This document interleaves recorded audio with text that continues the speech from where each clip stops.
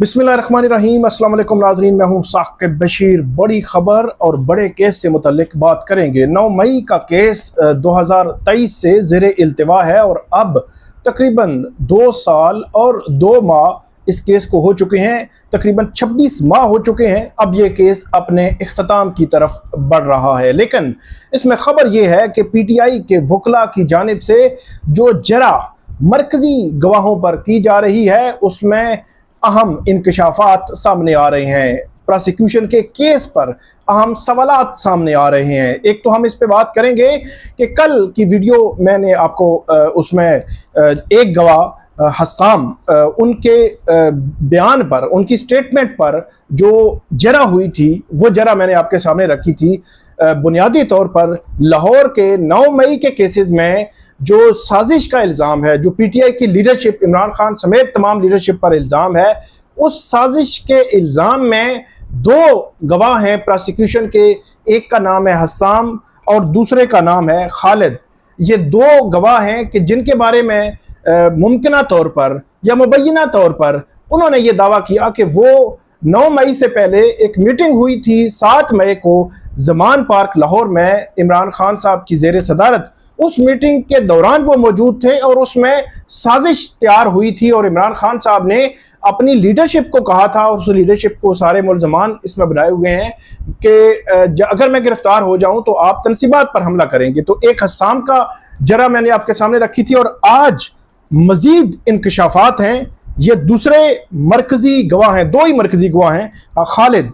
इनके बयान पर जो जरा की है मियां अली अशफाक, बैरिस्टर मियां अली अशफाक, उन्होंने, वो मैं आपके सामने रखूंगा। चीदा पॉइंट्स आपके सामने रखेंगे और साथ ही हम बात करेंगे कि कोट लखपत जेल में क्या चल रहा है। अगले 24 से 48 घंटे बहुत अहम है कि फैसला भी आ सकता है कि कोट लखपत जेल में एक केस अपने बिल्कुल एंड पर पहुंच चुका है और उसमें तकरीबन दलाइल भी मुकम्मल होने को हैं। किस किस के दलाइल हो चुके हैं और किस किस के दलाइल रहते हैं, कोट लखपत जेल में क्या हुआ, सारी रुदाद आपके सामने रखते हैं और उसके बाद गवाह के बयान पर जरा के चीदा अहम नुकात आपके सामने रखेंगे, जिसकी वजह से सवालात उठ रहे हैं प्रोसिक्यूशन के केस पर साजिश के। मैंने आपको पहले भी बताया था कि 9 मई के 2 केसेस में 2 किस्म के इल्जामात हैं।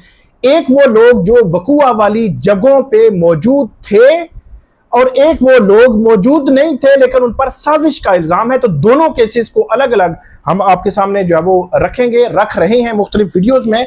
कल कोट लखपत जेल में अचानक हलचल मच गई। PTI की बाहर बैठी जो लीडरशिप है, इनको पैगाम दिया गया कि जो PTI के वर्कर्स कोट लखपत जेल में दौरान समात मौजूद थे अदालत के सामने, उन्होंने हाजिरी लगाई और ट्रायल के दौरान मौजूद थे, उनको कोट लखपत जेल में रोक लिया गया है। थोड़ी देर बाद यह खबर आई कि डॉक्टर यास्मीन राशिद जो लाहौर के जो हॉस्पिटल में एडमिट थी, उनको डिस्चार्ज करके वापस कोट लखपत जेल जो है वो भेज दिया गया है। तो ये दोनों खबरें इस चीज की तरफ इशारा कर रही थी कि किसी लम्हे भी ये ट्रायल मुकम्मल होने के बाद फैसला आ सकता है। मुमकिना तौर पर लाहौर की ATC ने जो फैसला देना है, लेकिन हुआ कुछ यूं कि PTI के जो वकला है उनकी जानिब से दलाइल दिए गए और ख़ास तौर पर लंदन से कौन जो है वो इस जो प्रोसीडिंग है उसमें किसने शिरकत की, ये बड़ा अहम सवाल है। बैरिस्टर मियां अली अशफाक बड़े ही जो है वो तजर्बाकार वकील हैं, बड़ी ग्रिप रखते हैं फौजदारी के केसेस में और बड़ा लेंथी वो क्रॉस एग्जामिन भी करते हैं, जरा भी करते हैं और आर्गू भी करते हैं, भरपूर केस लड़ते हैं। इसी तरह बैरिस्टर जो मियां अली अशफाक हैं, उन्होंने कल जो हतमी दलाइल थे वो लंदन में मौजूद थे, वहां से वीडियो लिंक के जरिए तकरीबन 2-2.25 घंटे उन्होंने कोट लखपत जेल में ड्यूरिंग ट्रायल वीडियो लिंक के जरिए पेश होकर दलाइल दिए और उस दलाइल के हवाले से भी आगे चलकर हम बात करेंगे। उनकी जो लीगल टीम के बाकी लोग हैं वहां पे मौजूद थे। इसके अलावा सिकंदर जुल्करनैन सलीम, ये भी बड़ा नाम है फौजदारी के वकला में, फौजदारी केसेस को बड़ी ग्रिप रखते हैं, महारत रखते हैं। इसके अलावा जो वहाँ पे जिन्होंने दलाइल दिए, हसन शाह हैं, मलक परवेज़ हैं, बैरिस्टर तैमूर मलिक हैं, ये लोग जो है वो डे 1 से इस केस को कवर कर रहे हैं और बुरहान मुअज्जम ये भी बड़े जो है वो मंजे हुए लाहौर के फौजदारी के वकील हैं। इन्होंने अभी दलाइल जो है वो देने हैं, कल दलाइल होंगे इनके, और ये इम्कान जाहिर किया जा रहा है कि कल 9 मई के इस केस में दलाइल मुकम्मल हो सकते हैं, और दलाइल मुकम्मल होने के बाद इस केस का फैसला भी मुमकिन तौर पर आ सकता है। दो सूरतें होती हैं, या तो अदालतें फैसले जो है वो महफूज कर लेती हैं और फिर वो किसी और दिन फैसला सुनाया जाता है, या अदालत कहती है कि अभी हम 1 घंटा 2 घंटे के बाद ये फैसला जो है वो सुनाएंगे। तो दोनों सूरतें मुमकिन तौर पर हो सकती हैं। 14 मुल्जमान हैं इस केस में। ये थाना सरवर रोड जो लाहौर का है वहां का मुकदमा है, और ये जो है वो इश्तियाल अंगेज तकारीर का मुकदमा है, और इस किस्म की जो इल्जामात हैं इस केस में लगाए गए हैं। 14 मुल्जमान हैं, 5 पीटीआई के लीडरशिप में से हैं। डॉक्टर यास्मीन राशिद है, मियां महमूद रशीद है, जाज चौधरी हैं, शाह महमूद कुरैशी हैं और उमर सरफराज चीमा। ये 5 लोग तो लीडरशिप में से हैं, 5 वकील भी हैं इसमें मुल्जमान। तो टोटल ये 14 बनते हैं। इसमें इमरान खान साहब समेत भी बाकी मुल्जमान हैं, लेकिन उनकी हद तक चालान अभी आना है। सिर्फ इनकी हद तक ये चालान है और इनकी हद तक ही इस केस का फैसला होगा। तो ये 14 मुल्जमान की हद तक ये फैसला होगा। अक्टूबर 2024 में इस केस में जो चार्ज फ्रेम हुआ था, बाकायदा तौर पर फर्द जुर्म जो है वो आयद की गई थी मुल्जमान पर, और अक्टूबर, नवंबर, दिसंबर 3 माह वो, और जुलाई ये 7 माह, ये तकरीबन 9-10 माह हो चुके हैं इस केस का। समझिए आप, जिस दिन जो फर्द जुर्म आयद होती है उसी दिन जो है वो केस बुनियादी तौर पर शुरू होता है। तो ये तकरीबन 10 माह बनते हैं। 10 माह में ये केस अपने इख्तिताम की तरफ बढ़ रहा है, इख्तिताम को जो है वो पहुंच रहा है। इसमें जो गवाहों के बयानात पर जरा है वो केस को बनाती भी है और केस को खराब भी करती है। इस केस में मैं आपको असेसमेंट अपनी पहले दे दूं कि 2 अलग अलग पॉइंट्स हैं, 2 नुकात हैं, वो आपने ज़हन में रखने हैं कि वक़ुआ की जगह पे लोग मौजूद थे और वक़ुआ की जगह पे मौजूद नहीं थे, लेकिन उन पर इल्ज़ाम है कि 9 मई से पहले उन्होंने साजिश तैयार की। तो ये जो बयानात हैं, ये साजिश वाला जो एलिमेंट है, जो पॉइंट है 9 मई के केसेस में, उसमें प्रोसिक्यूशन के केस को बहुत कमज़ोर कर रहे हैं। दूसरे एलिमेंट और दूसरे नुक्ते को भी काफ़ी जो है वो हिट कर रहे हैं, लेकिन साजिश वाला जहां पे इमरान खान या पीटीआई की लीडरशिप इसमें मुल्जिम है, उस पॉइंट को प्रोसिक्यूशन की हद तक केस को कमज़ोर कर रहे हैं। फैसला अल्टीमेटली कोर्ट ने करना है, वो तो हम देखेंगे कि कोर्ट किस पॉइंट पे पहुंचती है। अब आते हैं कल हसाम की जो जरा है वो मैंने आपको सामने पढ़ी थी। आज सीधा सीधा पॉइंट पढ़ेंगे, कोई थोड़ा सा बोरिंग हो जाता है, लेकिन कोशिश मैं करूंगा कि सीधा पॉइंट्स पढ़ें और वजाहत आपको करते जाएं कि इनका मतलब क्या है और इससे मुल्जमान को फ़ायदा क्या हो सकता है। ये मोहम्मद खालिद हैं, हेड कांस्टेबल, जो इस वक्त स्पेशल ब्रांच लाहौर में तैनात हैं। इनसे सबसे पहले तो हलफ लिया गया और इसके बाद सवालात पूछे गए मियां अली अशफाक की जानिब से। तो इसमें ये कहते हैं, खालिद साहब कहते हैं कि वाकया या मीटिंग से मुतल्लिक, जो मीटिंग 7 मई 2023 की है, जिसमें कह रहे हैं कि मुबैना तौर पर साजिश तैयार हुई, उससे मुतल्लिक मैंने इंस्पेक्टर जाहिद महमूद को ज़ुबानी रिपोर्ट, मतलब रिटर्न में कोई रिपोर्ट नहीं दी। अच्छा, इतने बड़े लेवल की अगर साजिश तैयार हो रही है तो इस जो गवाह हैं इन्होंने रिटर्न में रिपोर्ट क्यों नहीं दी? सवाल है। इन्होंने एफआईआर के इंदराज के लिए क्यों दरखास्त जो है वो नहीं दी? इन्होंने इंक्वायरी के लिए क्यों जो है वो नहीं कहा कि इंक्वायरी की जाए इस सारे मामले की? उसके बाद ये कहते हैं कि मैंने अपने दफ़ा 161 के बयान में अदालत में अपने बयान में ये जिक्र नहीं किया कि ये रिपोर्ट्स फ़ोन पर दी गई या बिलमुशाफा। ये भी मतलब ये केस जो भी फौजदारी केसेस होते हैं इनमें छोटे छोटे पॉइंट्स बड़े मैटर करते हैं। क्या आपने बताना है कि आपने वर्बली बताया या रिटर्न में बताया? अगर वर्बली बताया तो फ़ोन पे बताया या मिल के बताया? उसके बाद ये कहते हैं कि मैंने ये जो है वो पहले जिक्र ही नहीं किया। उसके बाद कहते हैं कि मैं पिछले 3-4 साल से फ़ोन नंबर फलां इस्तेमाल कर रहा हूं और ये फ़ोन मुसलसल मेरे पास रहा है। 7, 8, 9 मई 2023 को भी सिम इस्तेमाल कर रहा था। ताहम इन दिनों में मेरा फ़ोन मेरे पास नहीं था। मेरी रिहाइश इस वक्त काहना में है और मेरा phone police station Shadman Lahore में मुहर्रर के पास रह गया था, जिसका नाम मुझे याद नहीं, और ये फ़ोन बगैर किसी रस्मी या तहरीरी हवालगी के उसके सुपुर्द किया गया था। अच्छा, मतलब सेंसिटिविटी इतनी है कि फ़ोन आप लेकर नहीं जा रहे, और मामला ये है कि इतना बड़ा मामला हो गया और आपने उस पर रिपोर्ट भी दर्ज नहीं करवाई। उसके बाद ये कहते हैं कि तफ्तीशी अफसर के रूबरू उन्होंने कुछ बातें की। उन्होंने कहा कि यह भी दुरुस्त है कि मज़कूरा ड्यूटी मुझे सिर्फ ज़ुबानी बयानात पर सौंपी गई। अच्छा, इसका भी रिटर्न कोई नहीं है, इस हवाले से कोई तहरीरी हुक्मनामा जो है मौजूद नहीं है।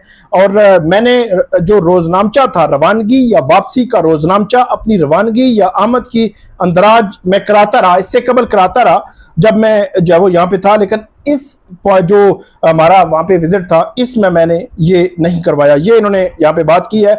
और उसके बाद कहते हैं कि मैंने 7, 8 और 9 मई को थाना से रवानगी और वापसी से मुतल्लिक रोजनामचा की रपट तफ्तीशी अफसर या अदालत के सामने पेश नहीं की, ना ही तफ्तीशी अफसर ने मुझसे ये रपट तलब की। ये बड़ा अहम नुकता है कि कैसे, कब वो गए, कब आए, ये रिपोर्ट रिकॉर्ड पे आनी चाहिए थी। और मैंने इन तारीखों में थाना से जमान पार्क लाहौर रवानगी और वापसी का वक्त अपने बयान में ना तो दफ़ा 161 में लिखवाया, ना ही शहादत में इसका जिक्र किया है। ये जो इन्होंने कहा है। और ये कहते हैं कि किन दिनों में खुफिया ड्यूटी के लिए जमान पार्क जो वो तैनात था, ये भी मैंने नहीं बताया। अपने जो स्टेटमेंट है, अपना जो बयान है उसमें ये नहीं बताया। और इसके बाद ये कहते हैं कि मैंने ये भी नहीं बताया अपने बयान में कि इन तारीखों से पहले एक से ज़ायद मरतबा वहाँ मौजूद रहा या मेरी रवानगी या वापसी का वक़्त जो है वो कुछ ना कुछ था। और ये भी कहते हैं कि ये दुरुस्त है कि मैंने इन तारीखों से पहले कभी इमरान खान की सरबराही में पीटीआई क़यादत के साथ किसी मीटिंग में शिरकत नहीं की। अच्छा, किसी मीटिंग में शिरकत नहीं की, और इतनी सेंसिटिव मीटिंग जो है उसमें शिरकत कर ली और उनको पता भी नहीं चला कि ये अननोन पर्सन जो है वो कौन है। उसके बाद जो है वो ये कहते हैं कि ये दुरुस्त है कि इमरान खान की रिहाइश बड़ी तादाद में प्राइवेट सिक्योरिटी गार्ड तैनात थे। ये दुरुस्त है कि सिक्योरिटी क्लियरेंस के बगैर आम शख्स को अंदर दाखिले की इजाज़त नहीं थी। मैंने अपने बयान में सिक्योरिटी गार्ड्स की तफसीलात शामिल नहीं की। और मैंने अपनी बयान में जिक्र नहीं किया कि 7, 8, 9 मई पहले इमरान खान के घर में दाखिल हुआ हूँ। तफ्तीशी अफसर ने भी मुझसे इसकी तस्दीक या पूछताछ नहीं की। और मैंने किसी ऐसे आम कारकुन शख्स का नाम भी बयान में शामिल नहीं किया जिसने इन तारीखों से पहले मुझे जो वो देखा हो। इन तारीखों से पहले भी नहीं देखा और अननोन भी हैं और बैठ भी गए हैं जाकर, जो है बड़ा हैरान कुन। आगे जाकर कहते हैं कि मैंने अपने बयान में सिक्योरिटी लेयर्स और इन तारीखों पर तैनात गार्ड्स के नाम शामिल नहीं किए। मुझे मालूम नहीं कि जमान पार्क के गेट के अंदर या बाहर सीसीटीवी कैमरे नस्ब थे या नहीं। अच्छा, सीसीटीवी कैमरे ही ले लेते तो मतलब यहाँ पे तफ्तीशी अफसर का काम था कि आ रहा है आपके सामने तो आप जमान पार्क के सीसीटीवी कैमरे इन दिनों के लेते और चेक करते कि ये बंदा अंदर गया या नहीं गया, ताकि ये जो शुकूक शुबहात होते हैं मुल्ज़मान के गवाहों के बयानात पर, ये अल्टीमेटली जो है वो गवाहों के बयानात के शुकूक शुबहात मुल्ज़मान को फ़ायदा जो है वो देते हैं।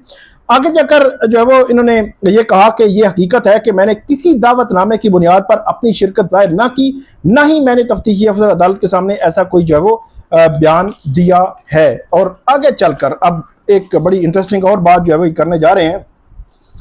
कहते हैं कि जो मैंने कोई दरख्वास्त भी इस हवाले से नहीं दी कि मुझे इन मीटिंग्स में शामिल किया जाए, और कोई वजाहत भी नहीं दी कि मैं कैसे इन मीटिंग्स में जो है वो शामिल हुआ। और तफ्तीशी अफसर ने भी इस हवाले से मुझसे पूछा भी नहीं और मैंने उस हवाले से बताया भी नहीं है। आगे जाकर कहते हैं कि जनवरी 2023 से मई 2023 के दौरान मैंने किसी भी पीटीआई जलसे या रैली में शिरकत नहीं की।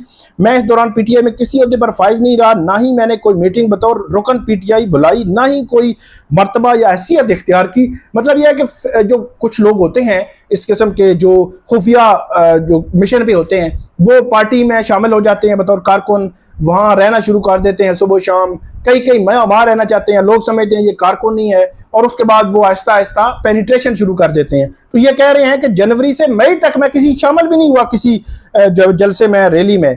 और ये भी उन्होंने कहा कि पीटीआई के किसी रहनुमाज और कारकुन से मैं कभी जो है वो मिला भी नहीं वहाँ पे, और मुझे मीटिंग के मुतालिक ना कोई दावतनामा था, ना किसी पार्टी के लीडर ने कहा, ना फ़ोन किया, ना सरकारी ना ज़ाती पते पर कोई दावतनामा जो है वो किसी सतह का जो है वो भेजा गया कि आप जो है वो इस मीटिंग में शामिल हो।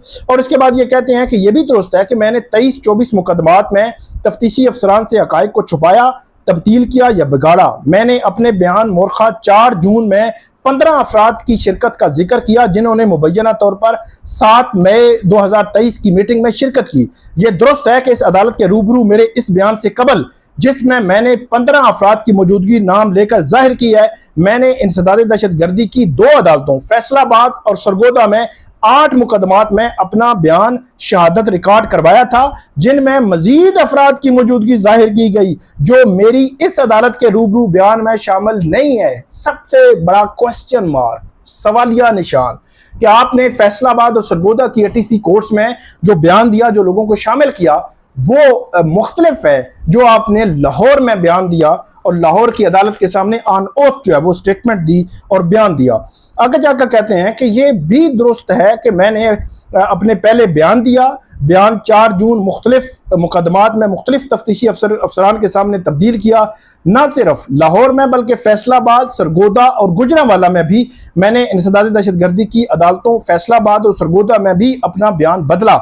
और यह भी दुरुस्त है कि मैंने मुख्तलिफ अदालतों में हलफ के तहत बयान रिकॉर्ड करवाए। मैंने फैसलाबाद और सरगोदा की अदालतों में दिए गए बयानात में इस मौजूदा बयान के मुकाबले में फर्क जाहिर किया। फर्क नहीं हो सकता, मतलब छोटा मोटा का के की का फर्क हो सकता है, लेकिन तादाद का फर्क नहीं हो सकता कि आपने लाहौर में जो बयान दिया उसमें आपने अगर 22 लोगों का बताया है तो ये नहीं हो सकता कि आप फैसलाबाद जाके 42 कर दें, सरगोदा जाके 45 जो है वो कर दें। ये नहीं हो सकता। ये अगर करेंगे तो आपके बयान पर शुकूक व शुबात बढ़ जाएंगे और अल्टीमेटली शुकूक व शुबात का फायदा मुल्ज़म को ही होता है। और इसके अलावा CDRs के हवाले से, इसके अलावा वीडियो ऑडियो के हवाले से, रिकॉर्डिंग्स के हवाले से, मोबाइल के हवाले से कोई चीज़ उन्होंने पेश नहीं की, सिर्फ जुबानी तौर पर बताया। कोई FIR का इंदराज जो है वो नहीं किया जो FIR वो कर सकते थे। किसी तहकीकात के हवाले से उन्होंने नहीं कहा कि तहकीकात जो है वो की जाए। सिर्फ ये है कि ये मीटिंग में थे, फिर 9 मई हो गया, 9 मई के बाद 1 महीने बाद इन्होंने जो है वो जाके बयान दिया और बयान देने के बाद ये कहते हैं कि ये दुरुस्त है कि मैंने जमान पार्क लाहौर में मुबैना मीटिंग्स के दिनों में यानी 7, 8 और 9 मई में अपनी मौजूदगी डाटा तफ्तीशी अफसर को पेश नहीं की CDR साबित करने के लिए। तो ये भी अहम है कि अपने जो है वो मौजूदगी साबित करनी थी कि आप वहां पे वाकई ही मौजूद थे। तो ये तकरीबन 6-7 बड़े मेजर सवालात हैं जो इस प्रोसिक्यूशन के मरकजी गवाह पर जो है वो सामने आ रहे हैं। और कोटला लखपत जेल में